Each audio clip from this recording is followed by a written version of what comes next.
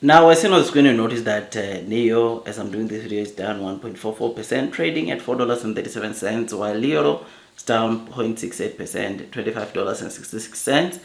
Xpeng up 5%, trading at $17.50. Rivian up 0.61%, trading at $14.12. Lucid up 4.38%, trading at $3.45. Zika down 5%, trading at $24.98. And last but not least, Tesla, it's down 1%, trading at $352.31. The reason for this video is not about the share price, but it's about the comparison that we just saw coming from, of course, small cars coming in China. And this, when you talk about a small high-end car, you talk about Firefly. I mean, as soon as the screen, you notice that they show us the car run per kilowatt hour, right? I mean, you will notice that based off the regulatory filings we saw yesterday, we saw that NEO will be utilizing 42 kilowatt battery, right? And for every kilowatt, you can be able to drive 10 kilometers. Or for every 10 kilowatts, you can be able to drive 100 kilometers. This is what we saw yesterday. And it shows us that in total, with that battery, you can drive over 420 kilometers, which is something that is great, because in as much as it has got a small battery, it can still give you a decent range when it comes to traveling, right? I mean, let's have a look again onto this table that compares this Firefly sub brand for every kilowatt versus other car brands in its segment. I mean, you notice that Firefly, for every 1 kilowatt battery life, you can travel 10 kilometers.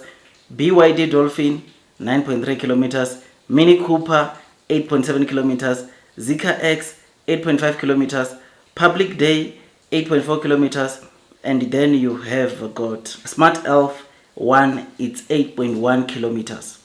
Now, this shows you that in terms of efficiency, Firefly takes the trophy or takes lead, which is something that I like a lot, because one thing that you will see or you will notice about the NEO cars is that they don't just make cars, right?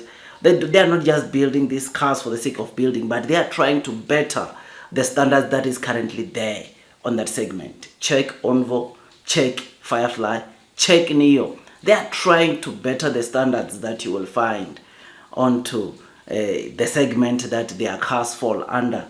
And this is just so great. And knowing that this already, it is beating all the cars in its segment, it's something that is great. Check Onvo L60, you notice that it beats Tesla Model Y. So great in a way that I think for the Onvo L60 it's 12 kilowatts for every 100 kilometers. And knowing that Firefly, it's 10 kilowatts for every 100, shows you that Firefly, it's more efficient, but it is a small car. I mean, it's not that heavy, and therefore it would make sense that it consumes less, right? I mean, this, when I got to see this, it made me to remember something about NEO, to say that NEO, it's a special one. NEO, it is the special one, and it is for this reason that I continue investing onto NEO. It is for this reason that I will ignore the naysayers, the day-to-day movement, and focus on where NEO is headed, where NEO could be in the near future, because there are so many noises out there. There are so many loud noise based off what we are saying in the short term, based off the insurance registrations, based off the total deliveries that NEO generated even in January, right? And I think this will change with time. The more NEO launches these models, or these new models, is the more we are going to see why NEO is special. The more NEO start with the delivery or with the launching of their 2025 facelift model for the NEO main brand, is the more you will see why they did not even reduce the price of their NEO main brand cars, because of the technology, because of the efficiency, because of what the car can do. This is the reason why you will understand why they do what they do in terms of increasing the price, or in terms of putting the high price on some of their models. I mean, we've been seeing sneak peeks, camouflaged photos of some of the vehicles, some of the models, some of the cars that NEO will be launching very soon. And boy, I must say, we cannot wait, because we know that blue sky is coming. Those that are persevering will most definitely be rewarded with time. So yeah, man, This is what we saw. This is what I saw.